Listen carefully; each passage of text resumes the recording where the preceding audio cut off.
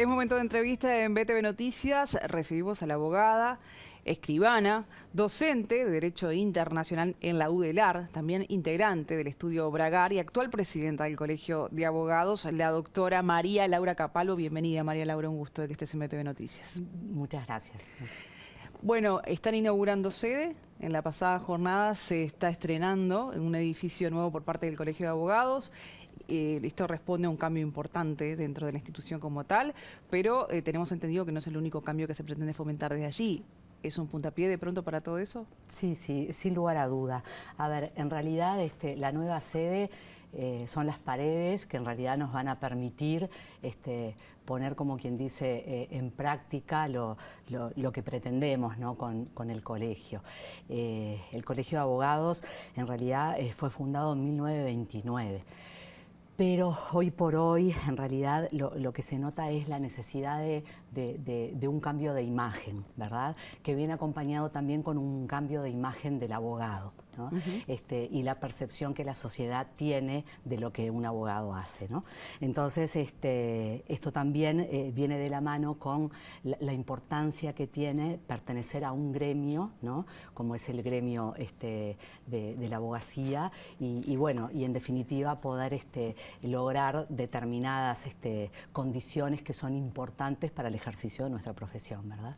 He escuchado por allí que una de las intenciones, por lo menos incentivarlo desde el Colegio de Abogados, es educar a los profesionales que tienen que ver con la órbita del sistema judicial, capacitarlos o educarlos sobre feminismo y también desde la perspectiva de género. ¿Por qué la iniciativa ha notado algún tipo de carencia importante dentro del sistema judicial en nuestro país al respecto? Por eso han tomado esta aposta de decir, ¿debería hacerse de esta manera? ¿Cuál es el motivo? Bien, en realidad, sin lugar a duda, el movimiento feminista no se puede desconocer, ¿verdad? Como movimiento social afecta en todos los lugares de la sociedad, pero más en el ámbito del derecho.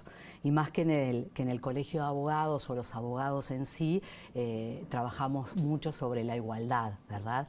Entonces, por eso es importante que se tenga un verdadero entendimiento de lo que es la perspectiva de género. La perspectiva de género vista como un enfoque para analizar las diferencias que hay entre hombres y mujeres.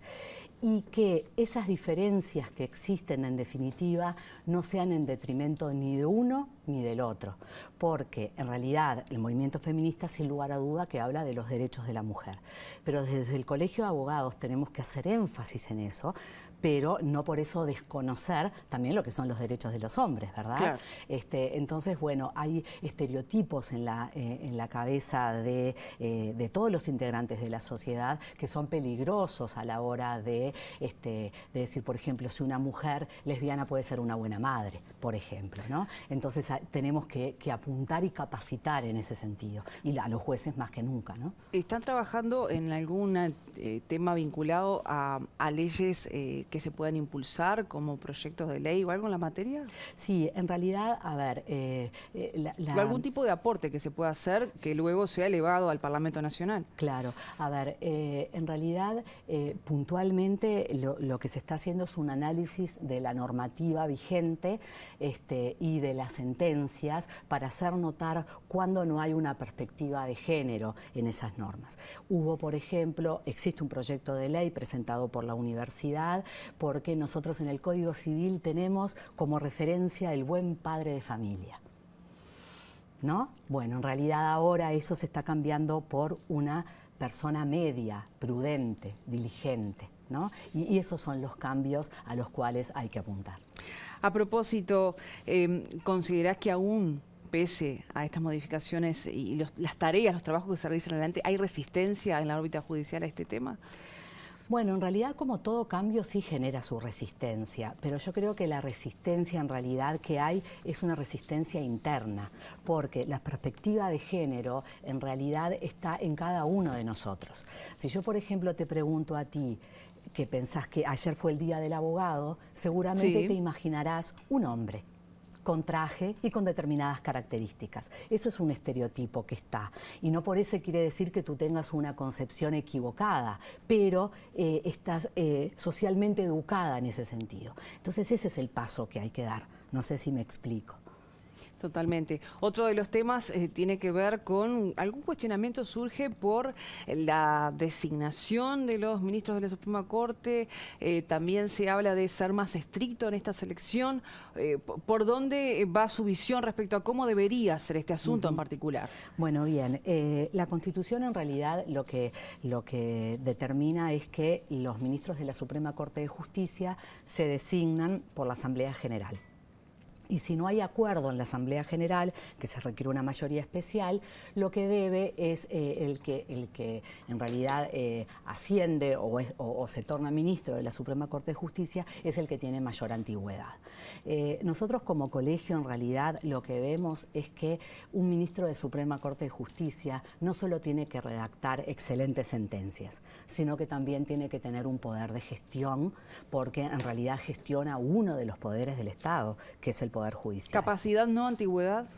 Capacidad, no solamente capacidad vendría a ser de formación, sino también capacidad de gestión. Entonces, lo que planteamos es que el Parlamento debería conocer cuál es el proyecto de cada uno de los ministros, ¿no?, que tiene posibilidad de ser miembro de la Suprema Corte de Justicia respecto de esa capacidad de gestión.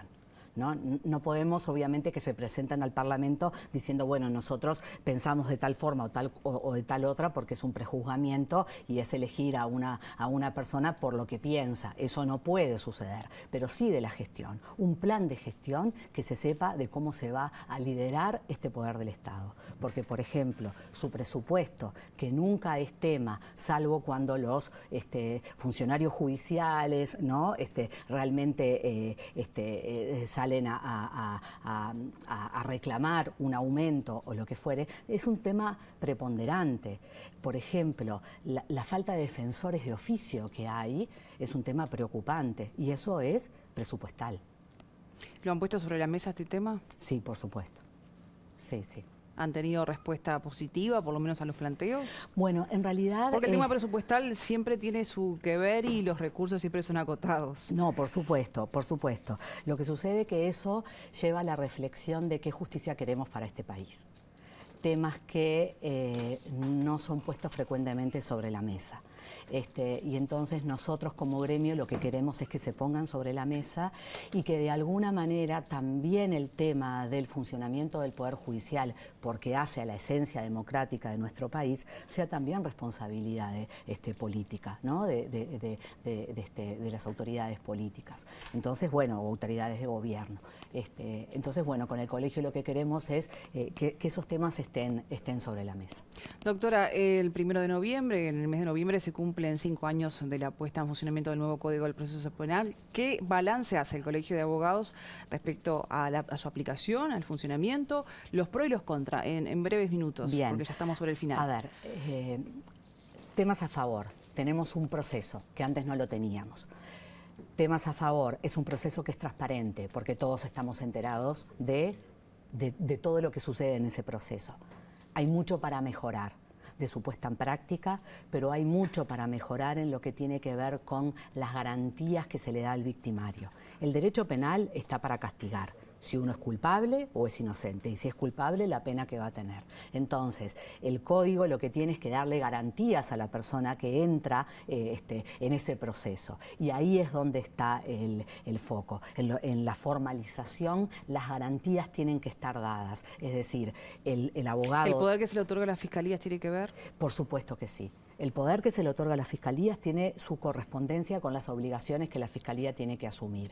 Pero la fiscalía y la defensa tienen que estar en una igualdad de condiciones en cuanto a lo que es el acceso en tiempo, sobre todo a lo que se llama la carpeta fiscal. Doctora María Laura Capalvo, por hoy le agradecemos su visita a BTV Noticias. Bueno, muchas gracias, un placer. El placer es nuestro. Hacemos una pausa y venimos enseguida con esta edición central.